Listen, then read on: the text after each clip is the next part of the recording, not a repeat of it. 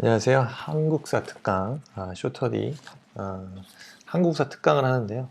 일단 첫 시간입니다. 인물편. 역사책에 가장 먼저 등장하는 우리의 단군 할아버지 단군한검부터 살펴보도록 할게요. 단군한검은 일단 이 할아버지죠. 예. 고조선의 첫 임금이야. 고조선의 첫 임금. 그에 관한 우리의 첫 사서 기록은 삼국유서에 전해지고, 환인의 손자이자 환웅의 아들로 이사달에 도읍을 정하고 단군조선을 개국했다고 합니다. 우리가 이제 단군은 사람일까에 대한 논의인데요. 일단 명칭에 대해서 좀 오해가 있습니다. 그죠?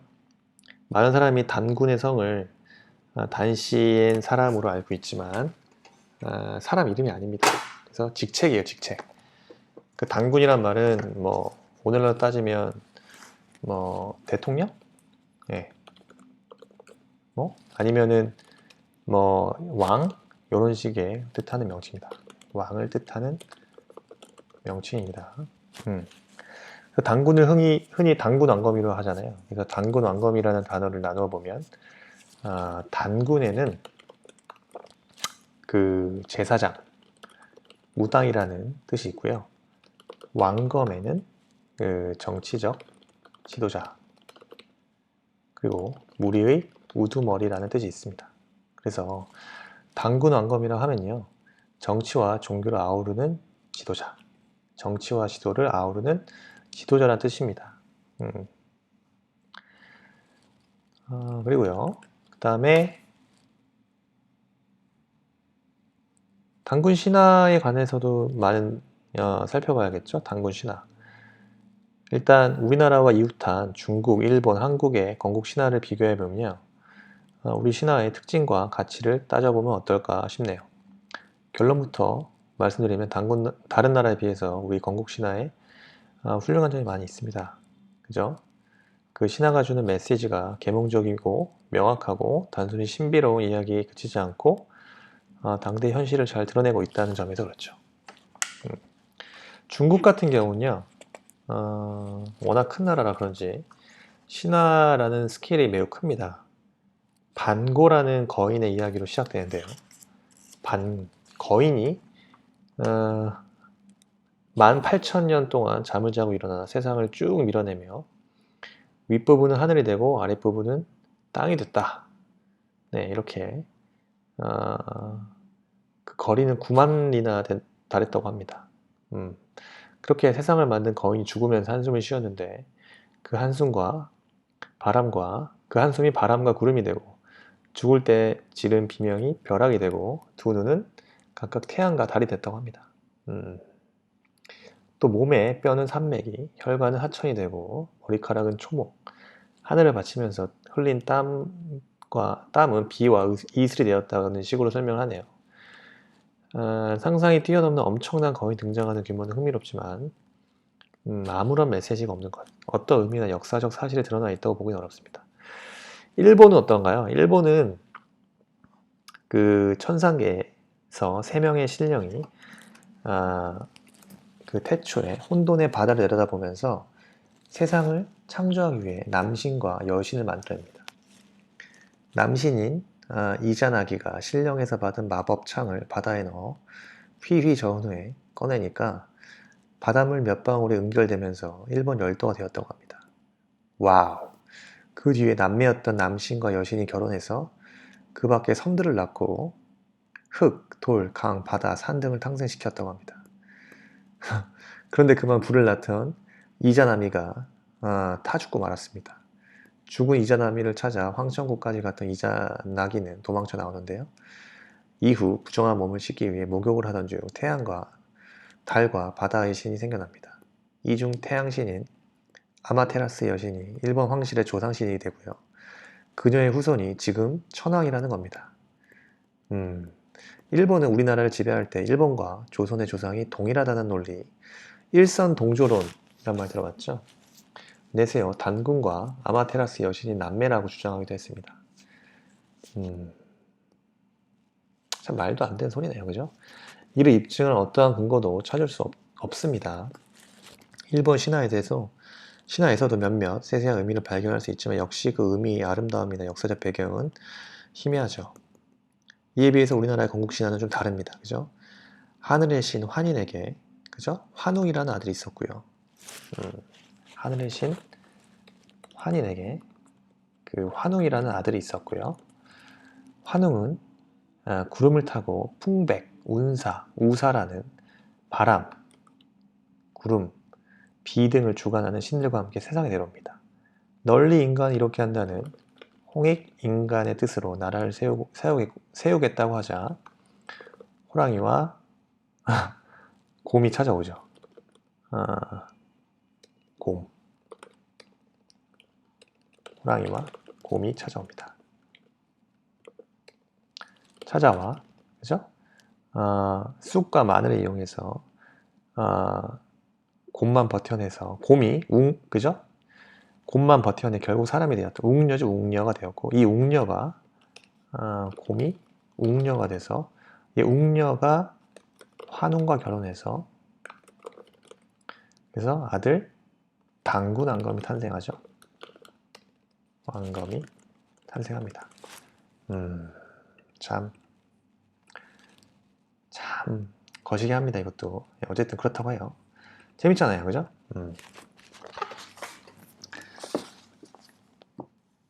간단해 보이는 이야기지만 잘 들어보면요, 당대의 상황을 알려주는 몇 가지 중요한 단서가 있습니다.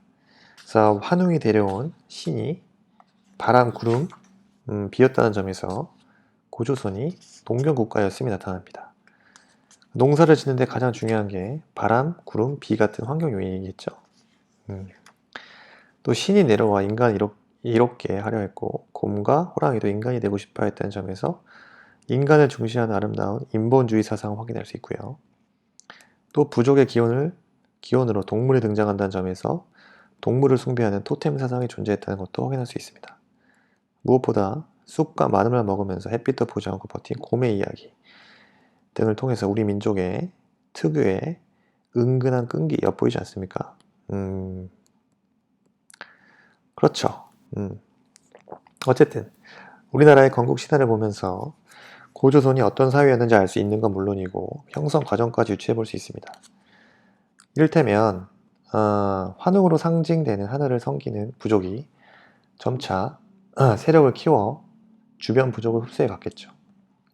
그 와중에 호랑이를 섬기는 부족과 곰을 섬기는 부족을 통합하려고 했는데 어떤 이유에서든지 호랑이를 섬기는 부족과는 결합하지 못했고 곰을 섬기는 부족을 통합하는 과정에서 탄생한 무리의 장이 단군 왕검이라는 역사적 줄기를 짜볼 수 있겠죠. 그래서 중국이나 일본처럼 그렇게 허무맹랑한 신화가 아니라 역사적인 이야기인 셈입니다. 그렇다면 단군 신화는 누가 만든 걸까요? 단군 신화는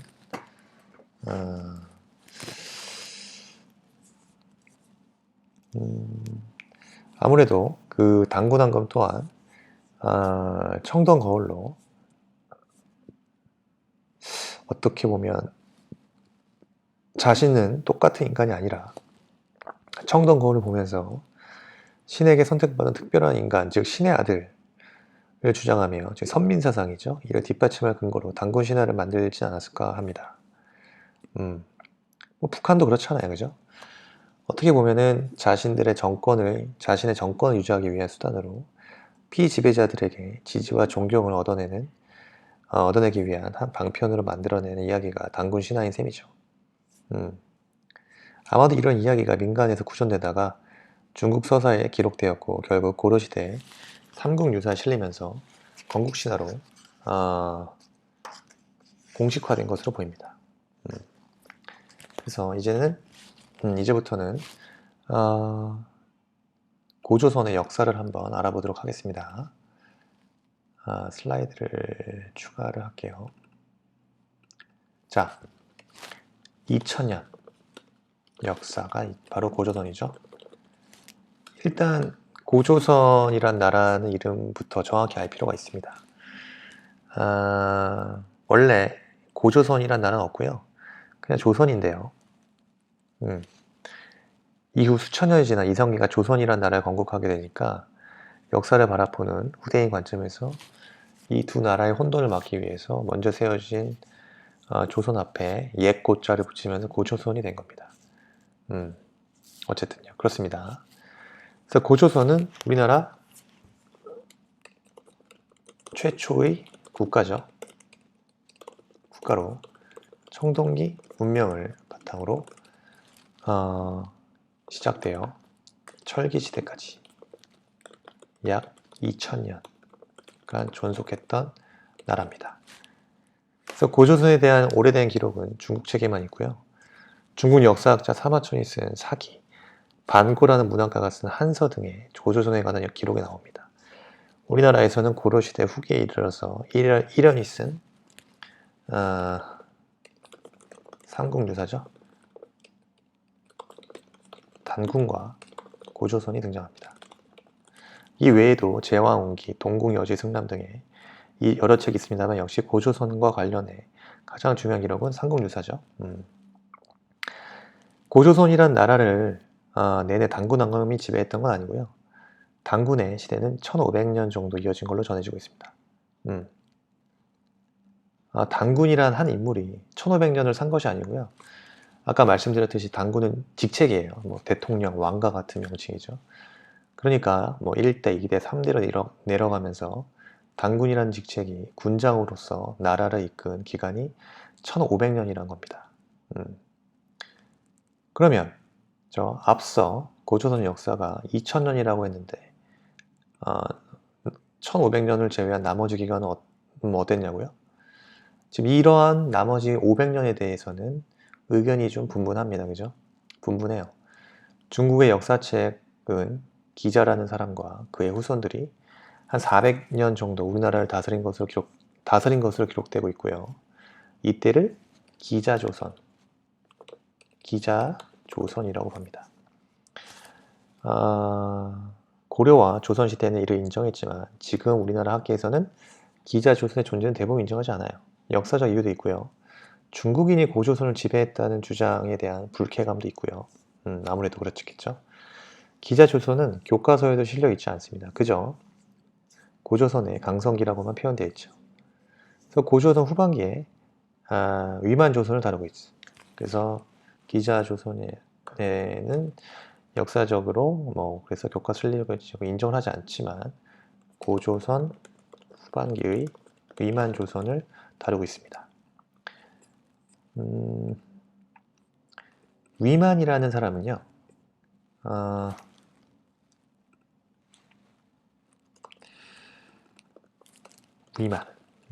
위만이라는 사람이 중국의 혼란을 피해서 약 1000명의 무리를 이끌고 고조선의 준왕에게 투항했다가 반란을 일으켜 준왕을 몰아내고 100년 이상 조선을 다스렸는데 이 시기를 위만조선이라고 합니다.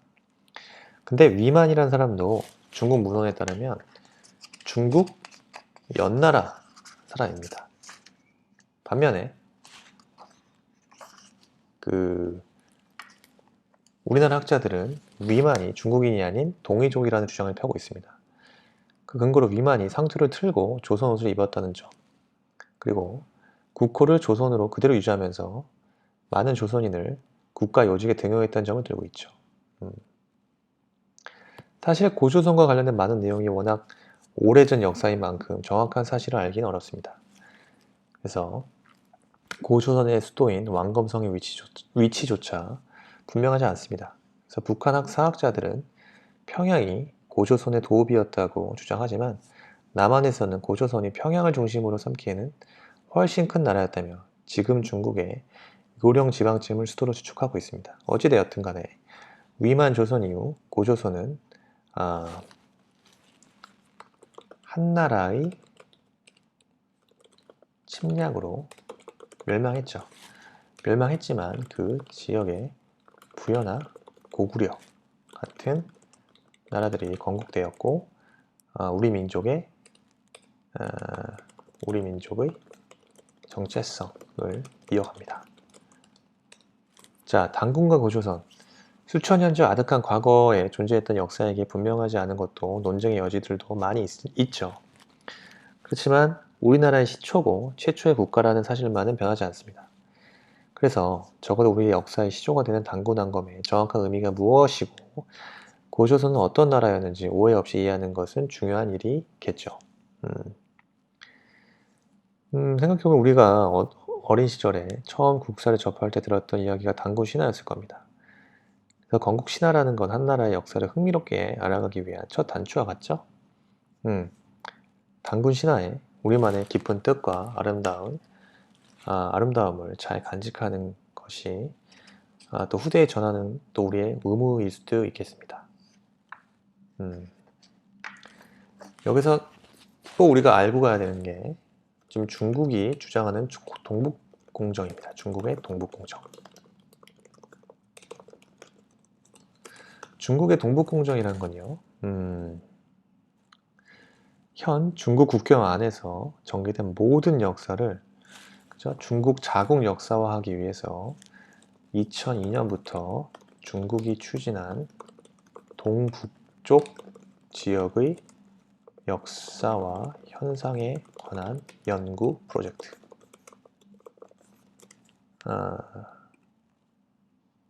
모든 역사를 자국화. 모든 중국의 국경 안에서 전개된 모든 역사를 자국 역사화하기 위해서 2002년부터 중국이 추진한 동북쪽 지역의 역사와 현상에 관한 연구 프로젝트를 동북공정이라고 합니다. 중국은 2001년 6월에 동북공정 연구를 추진하기로 계획하고 이듬해 2월 정부 승인을 받아서 공식적으로 시작했죠. 이에 따른 중국 역사 왜곡은 지금까지 진행 중입니다. 현재 진행 중이에요.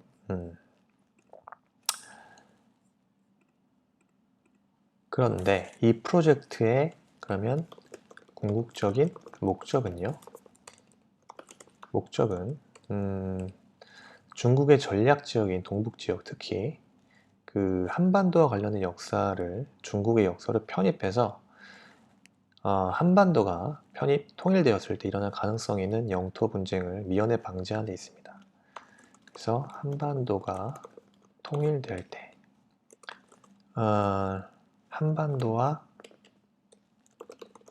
관련된 역사를 중국의 역사를 편입해서 한반도가 통일이 되었을 때 일어날 가능성이 있는 영토 분쟁을 미연에 방지하는 겁니다. 이게 목적이에요. 와우. 한국 고대사에 대한 연구는 고조선, 고구려, 발해에 걸쳐 있는데 가장 핵심적으로 집중하고 있는 것이 바로 고구려입니다. 고구려를 어떻게 봐요? 고대 중국의 일개 지방 정권으로 단정하고 이를 공식적인 견해로 확정해버려요. 공식화합니다. 확정.